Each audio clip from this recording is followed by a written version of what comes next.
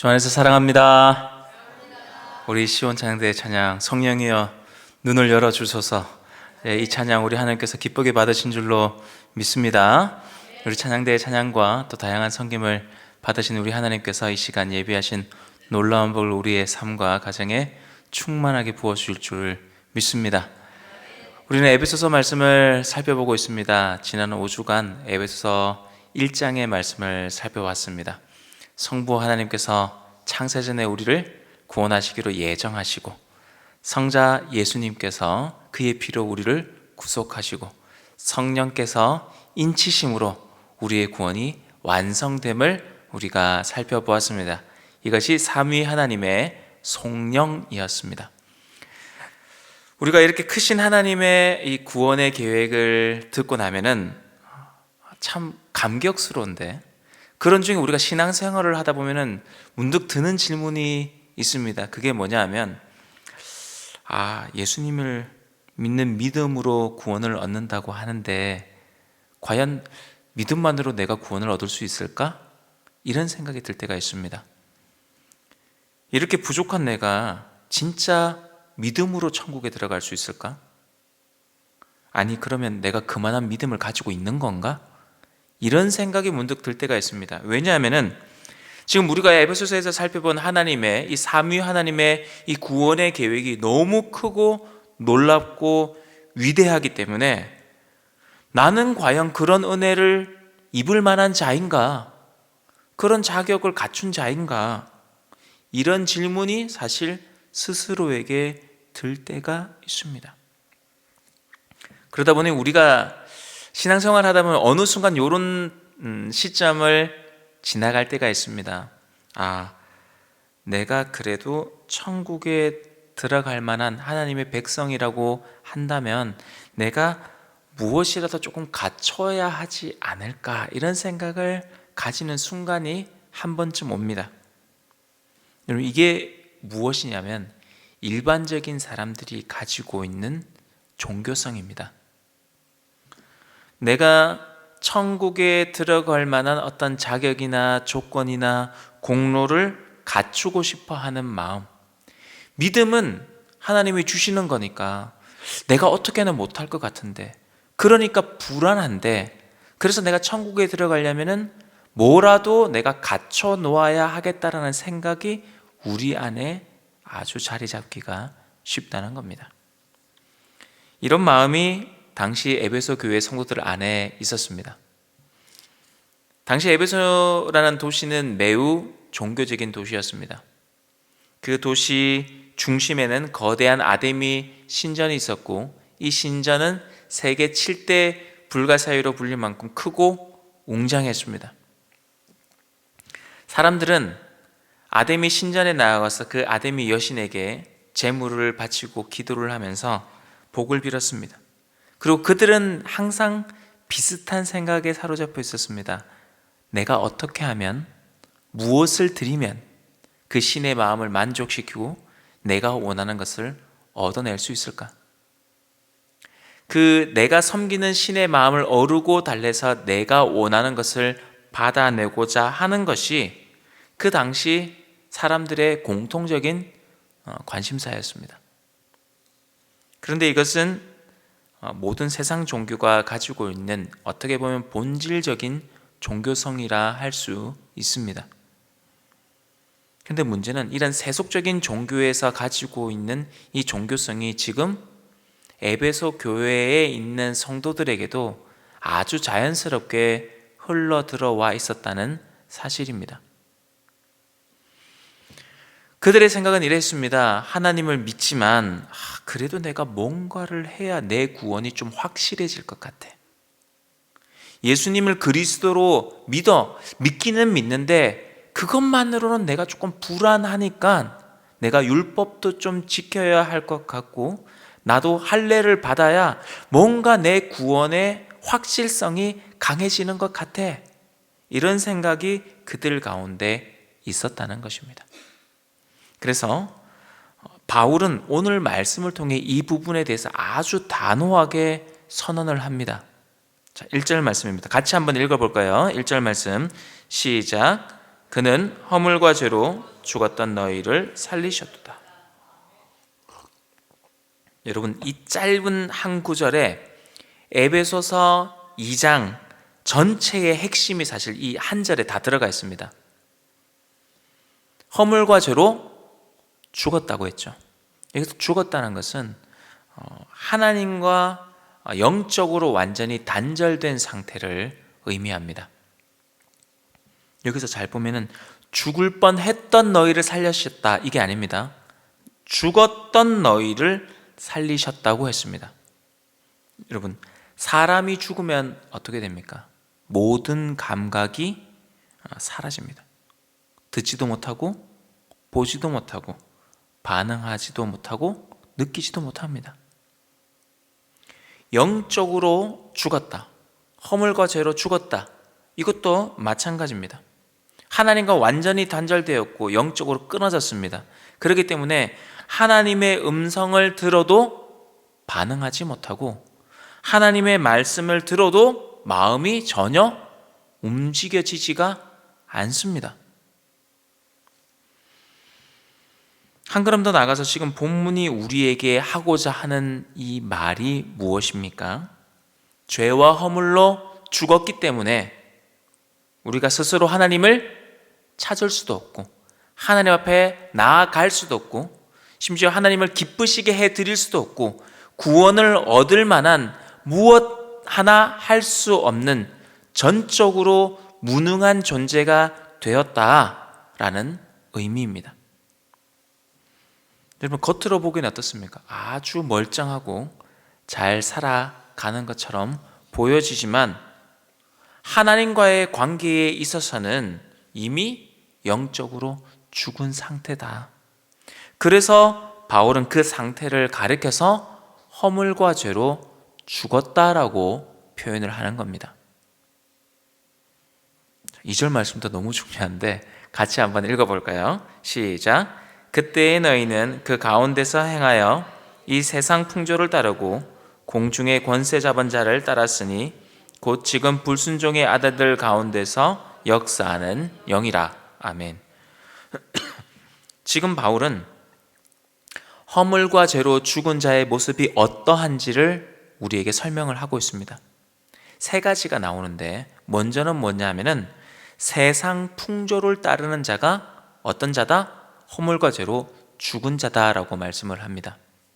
여러분, 세상 풍조는 하나님의 뜻이 아니라 세상의 가치와 세상의 기준에 따라 사는 삶을 의미합니다. 여러분, 세상 풍조를 따라 살아가는 것이 어떠한가? 하나님보다 세상이 어느 순간 더 크게 보이고 하나님의 말씀보다 세상의 소리가 더 크게 들리기 시작한다면은 우리는 어느새 나도 모르게 이 세상 풍조에 휩쓸려 가고 있다는 증거일 수도 있습니다. 여러분, 세상 풍조는 단순한 문화가 아닙니다. 그 속에는, 이 세상 풍조 속에는 하나님을 밀어내려는, 하나님을 거절하려는 이 영적인 힘이 있습니다. 그래서 우리가 말씀 대신에 이 세상의 흐름에 순응하여 따라가다 보면은 그게 바로 어떤 모습이라고요? 허물과 죄로 죽은 자의 모습이라는 것입니다. 자, 여기서 이어지는 게 두 번째하고 공중 권세 잡은 자를 따랐다라고 말씀을 합니다. 공중 권세 잡은 자를 따라가는 삶이 허물과 죄로 죽은 자의 모습이다. 그럼 여기서 공중 권세 잡은 자는 누구인가? 대적 마귀를 의미합니다. 즉, 이 세상 풍조라고 설명하는 세상 문화와 이 사상의 배후에는 하나님을 대적하는 영적 세력이 존재한다는 것을 말씀합니다. 여러분, 과거에는 대적 마귀가 우리에게 어떻게 다가왔었습니까? 우리 권사님들, 연로하신 성도님들 잘 생각해 보십시오. 그때는 대적 마귀가 아주 거칠게 반응했었습니다. 너 교회 다니려고? 그러면 안 돼. 그러면 핍박하고 교회 못 다니게 만들고 박해하고 어려움을 주고 이런 식으로 마귀가 역사를 했습니다. 그러니까 어떤 면에서 영적으로 조금만 깨어 있으면 바로 분별할 수 있습니다. 아, 내가 하나님 나라를 위해서, 그리스도를 위해서 뭔가를 하려고 하니 이렇게 강하게 거칠게 핍박해서 들어오는구나. 근데 오늘날은 전혀 다르게 대적마귀가 우리에게 접근합니다. 문화와 사상, 이념과 철학, 이런 것들로 아주 은밀하고 교묘하게 우리의 삶과 우리의 가정에 스며들어옵니다. 여러분, 이 문화라는 게 참 거스르기 어려운 것 아닙니까?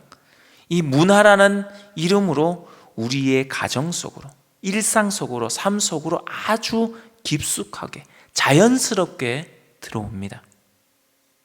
그리고 그럴듯한 인본주의와 실용주의를 앞세워서 하나님이 없는 질서를 세우려고 합니다.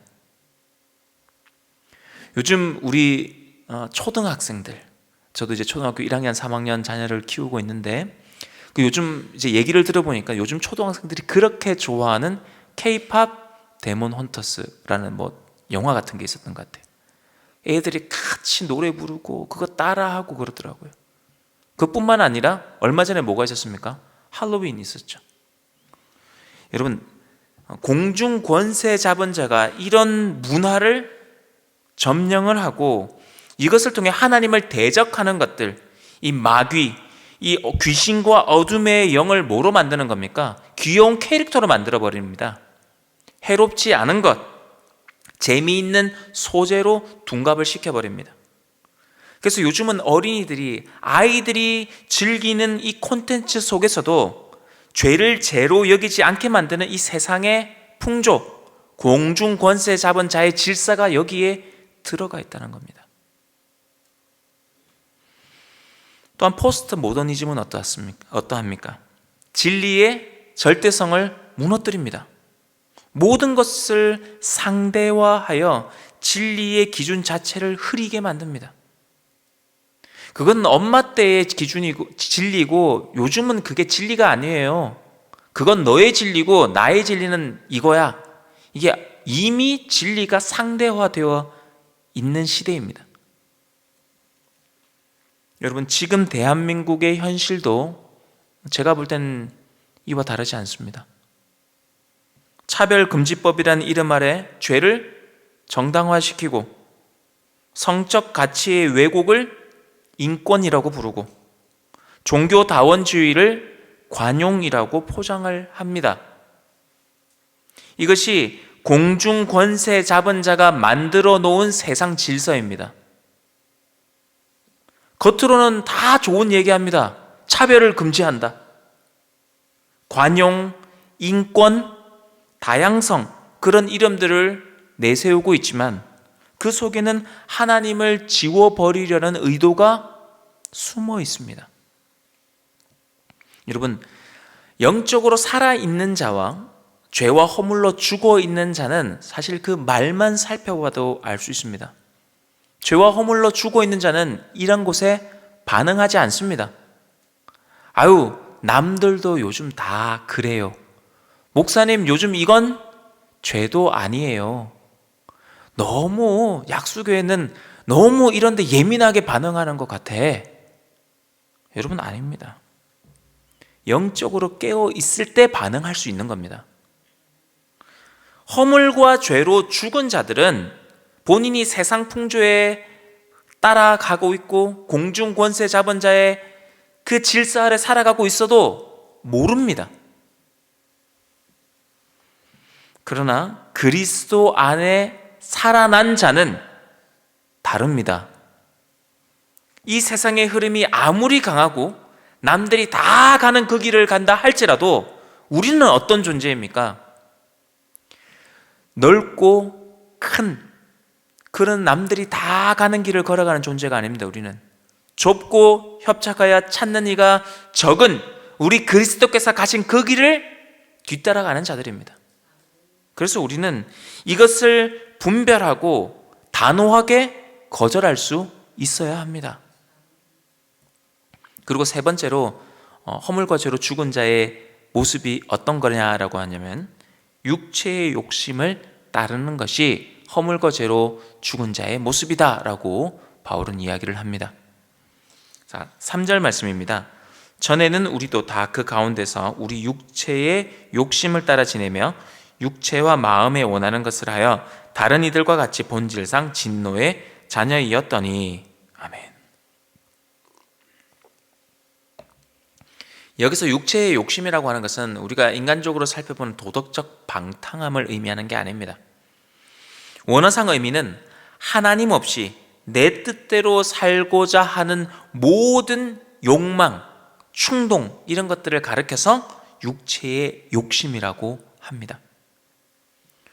육체적으로는 하나님을 떠나 쾌락을 쫓고 마음으로는 하나님 없는 사상과 생각을 의도적으로 선택하는 삶, 그것이 바로 육체와 마음이 원하는 것을 하는 삶입니다. 에베소 사람들은 그렇게 살고 있었습니다. 아담이 신전 안에서 드려지는 제사는 우리가 일반적으로 생각하는 그런 제사와 다릅니다. 그 신전 안에 여사제라고 부르지만 여자 창기들이 있었습니다. 그들과 함께 성적인 문란함, 성적 제사를 드리면서 그 쾌락을 통해 신의 존재를 느끼려고 했었고, 마음을 하는 철학과 지식으로 하나님을 대체하려고 했었습니다. 그들의 신앙은 몸으로는 죄를 짓고 사상으로는 하나님을 거부하는 신앙이었습니다. 여러분, 이게 바로 죄의 본질입니다. 본질상 진노의 자녀라고 했는데, 하나님을 밀어내고 내가 인생의 주인이 되고자 하는 마음, 이게 죄의 본질입니다. 아담이 그러했었습니다. 하나님이 되고자 하는 마음이 있었습니다. 그래서 아담이 범죄했습니다. 죄의 본질이란 것은 하나님을 밀어내고 내가 인생의 주인이 되고자 하는 마음, 우리가 바로 그러한 존재였습니다. 오늘 말씀을 보십시오. 이게 지금 바울은 남의 이야기가 아니라고 합니다. 바울은 우리 모두가 허물과 죄로 죽었다, 너희는 그런 존재다 라고 이야기를 합니다.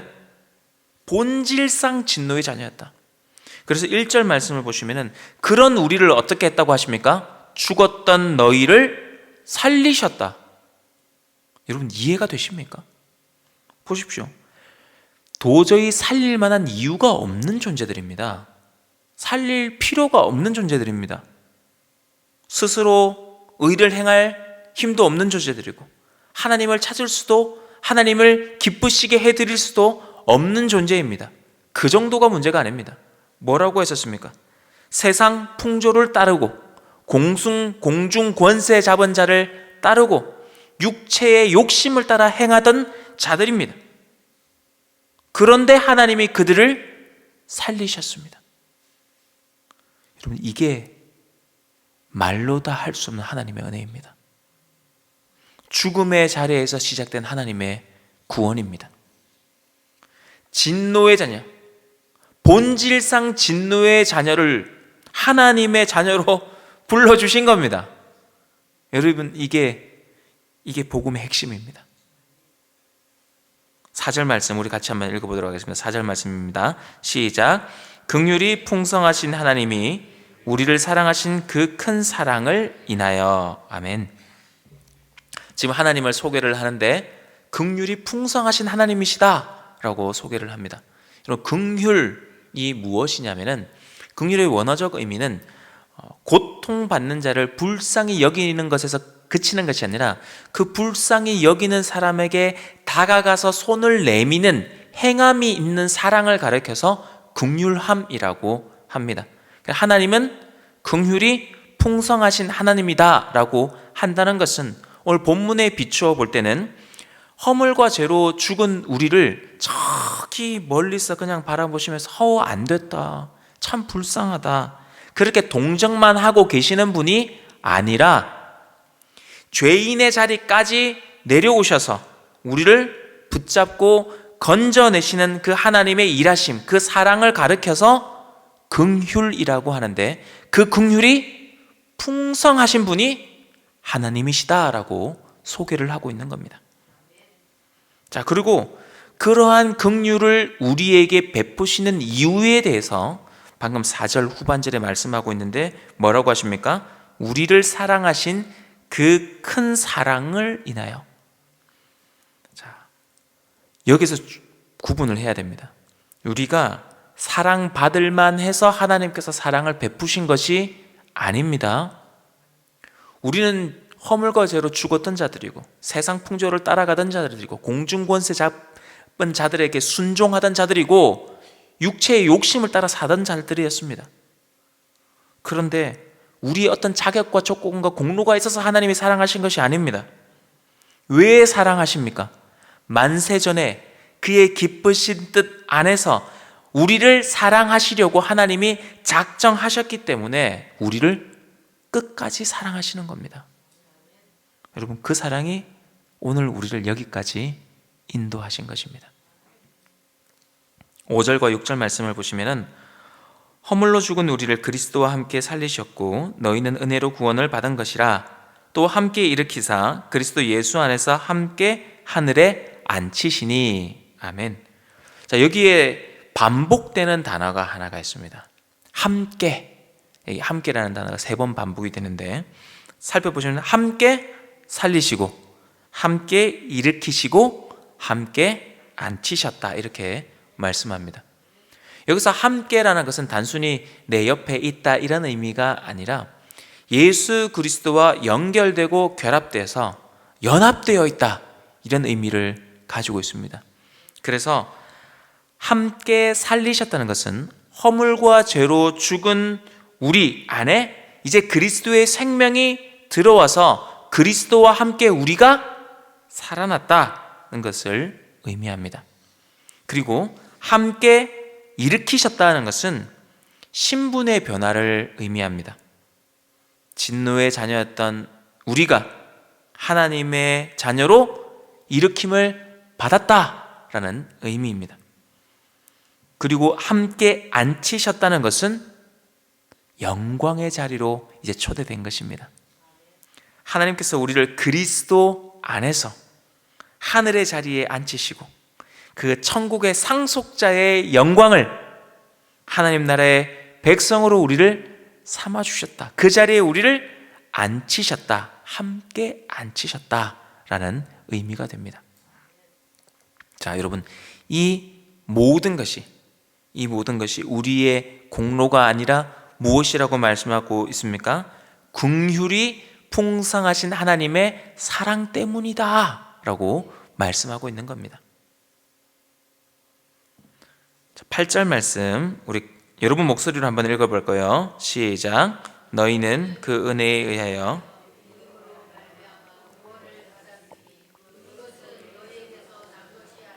하나님의 선물이라. 아멘. 여러분, 이 구원을 받는다는 것은 하나님의 전적인 은혜다. 값없이 베풀어 주시는 하나님의 선물이라고 말씀하고 있습니다. 여러분, 구원을 받는 것이 내가 믿음이 있어서 내가 헌신과 봉사와 충성을 했기 때문에 받는 것 아닙니다. 그보다 먼저 무엇이 있었습니까? 하나님의 긍휼하심. 하나님께서 우리를 먼저 사랑하셨기 때문에 우리가 구원을 받는 것입니다. 여러분, 우리가 공로로 구원을 받지 않기 때문에 하나님의 선물로 구원을 받은 자들이기 때문에 우리는 이 구원을 남들 앞에서 사실 자랑할 것은 못 됩니다. 나는 교회를 나와서 신앙생활 잘 하고 있고 참 쟤는 저렇게 살고 저렇게 살고 이렇게 말할 거리가 아무도 없습니다. 내가 잘나서 신앙생활하고 내가 잘나서 예수님을 그리스도로 영접하고 내가 잘나서 봉사하는 게 아닙니다. 하나님이 만세전에 우리를 택정하여 주시고 하나님의 은혜를 베풀어 주시고 긍휼을 베풀어 주시고 사랑하셨기 때문에 우리가 여기에 앉아 있는 겁니다. 우리에게는 무엇이 필요한가? 사실 우리의 반응은 하나밖에 없습니다. 감사함입니다. 그래서 여러분, 우리의 생각이 무엇이 되냐면 우리가 말씀 서론부에 도입부에 이렇게 생각을 했었습니다. 에베소 사람들이 어떤 생각을 가지고 있었습니까? 우리가 어떻게 하면 그 신을 어루고 달래서 내가 원하는 것을 얻어낼까? 내가 원하는 응답을 받아낼까? 그게 그 사람들의 생각이었습니다. 심지어 에베소 교회의 성도들도 내가 구원 얻기에는 뭔가 믿음으로만은 부족한 것 같으니 할례를 받아야 되든지 율법을 지켜야 하든지 예수를 그리스도로 믿는 것만으로는 부족한 것 같아. 이런 생각들이 사실은 다 공로주의가 들어가 있는 겁니다. 그런데 이 바울이 이 얘기를 하면서 지금 우리에게 무엇을 말하고 있습니까?